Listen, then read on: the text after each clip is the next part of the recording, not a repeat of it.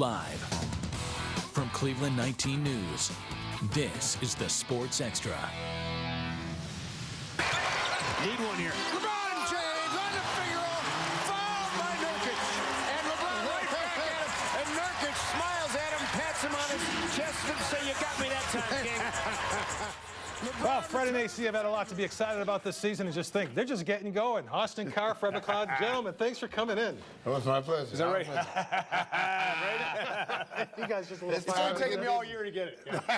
Well, I think Cavs fans have waited 10 months to get back to. We all wanted to fast forward and get to this point, but you know, it was an interesting journey in the regular season, and I thought, you know, people forgot that they were leading the East throughout this thing. So I feel pretty good about the Cavaliers. What's your take going into round one? Well, the way I look at it is, you know, I think the team is ready to go.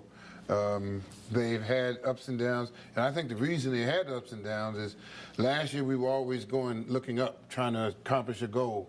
This year we started out at the top. It's a different mentality, and I think they understand that now. They didn't understand that at first. You could just tell first part of the season, they didn't realize, you know, hey, we're the Atlanta Hawks of last year now, and it's a different mindset. But I think they're ready to go. They have to be ready to go now. Well, there's a period of adjustment, too, with the coaching change, but since Ty Lue took over, faster pace, #2 offensive efficient team in the NBA behind Golden State. Defense has fallen back a little bit, but they know they've got to get back into that defensive mindset, which they will. And if, okay, big if, you get to the finals against, say, Golden State, pace will be key, and they're going to have to try to make it a slug it out, drag it out affair, because it's hard to beat Golden State being Golden State. We're going to talk about them in a minute. Fred, and I'm not rushing forward No, too far. I understand. When you say it's a big gift, is it? Can they, within that room, and you guys within the organization, lock out the noise and the expectations that we're going back to the finals? Yeah. As though it's a done deal. Yeah, I think because of the nature of the playoffs, and you have the day in between games, and that it's easy to lock out and get locked in, because it's not like you're playing the same team every night, every time you play, so you can lock in and get into it. And I think that's going to be something that they're going to look forward to. I mean, think about it. They've been thinking about this for a whole year now. Yeah. This is where they want to go. This is what they want to be. And now they see Golden State there. So now they know what they want to do, what they have to do. But they also know that the bottom of the East, the depth of the East, is better than the depth in the West. I mean, Washington, #10, would have made the playoffs out West. So, you know, they're facing a Detroit team that's definitely better than Boston a year ago. So they know that nothing is given, nothing's assumed. And, you know, fans should not be upset if the Cavs, you know, are pushed to, who knows, 5-6 games by Detroit, or Atlanta or Boston, who they face in round 2 if they get past the Pistons. These will be tough series. I think you make a phenomenal point there, because last year they went sweep. All right, Chicago, somewhat of a scare, certainly, and then sweep again on the top seed in the East. And I think a lot of fans expect that, AC.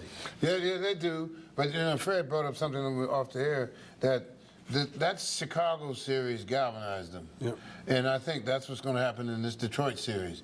They're going to have to realize that they got to kind of circle the wagons and get busy, and I think that's going to get them prepared for the next 2 series. You know, some of our best stuff is off the air. Isn't that a crime? we got to work on that. Right? We got to work on that.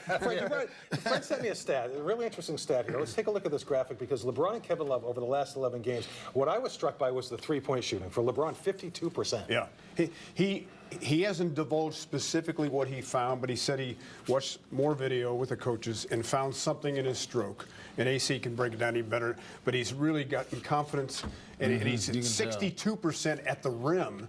And Kevin Love, you see 19 over the last 11 games, and then against Detroit, he's averaging 24, which is the highest of any opponent. So, and the big three together, averaging 74 points a game. Normally it's 60. So a lot of good signs there. But again, they're going to have to go out and earn it, because this Detroit team has 0 to lose. You heard Reggie Jackson saying, "Hey, I want Goliath. I don't care about Goliath's big brother or little brother." Whatever he said. Yeah. Will the guys talk about that at all? Oh, believe me, that should be in the locker room, because you're going to make him eat those words. That is the way we were taught to deal with that type of situation, and I couldn't sleep at night waiting for if somebody would say something like that. Well, you mentioned Golden State, and we saw them set the record last night, 73. Well, they are what they are. We all get it. Yes. If the Cavaliers get to the finals again, and if Golden State does, I mean, some people like Barkley have been saying all year he doesn't think they're going to get there. I think they will.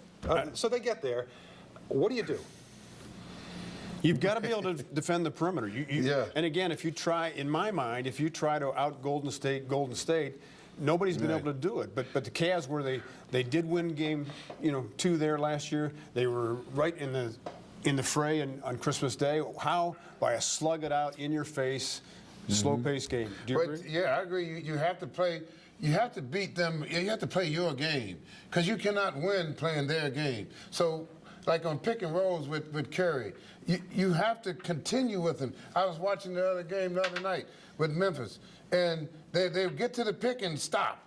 And then he goes around, and if you follow him, the team that had success with him, they follow him around the pick and stayed on him. Now he has to make another adjustment. You got to make the other guys play the game instead of worrying about him, And I don't think him by himself is going to beat you if you defend him. You got to defend him. Force him off the line. Make him make some twos for you. And ironically, one of the teams that defended them the best, Detroit. Yeah. Remember the night before they came here, Detroit waxed them at the Palace. I do remember Another that. eye-opener. All right, don't go away. Quick break. We'll be right back. Fred Mason. All right. All right, let's get to it. 40 seconds left in the show. So we got Golden State, Spurs, Cavs. You guys say Toronto in the Final Four. Who do you put in the title game? Well, okay. I mean, come on. Warriors, right? You got Warriors? Right. Okay. Warriors, Cavs. Okay. No chance of Spurs. I know the Spurs lost 3 out of 4. And they may not get past OKC. That's assuming. Right. Yeah, that's a possibility. Okay. Championship game, Cavaliers, Warriors. Do the honors, Mr. Cavalier. I really believe. And then you know what's going to happen? You're going to see him on TV, and the tears will be going like this. I'm going to let you know right now. If we win a championship, I'm going to cry. I will too. You've been watching The Sports Extra.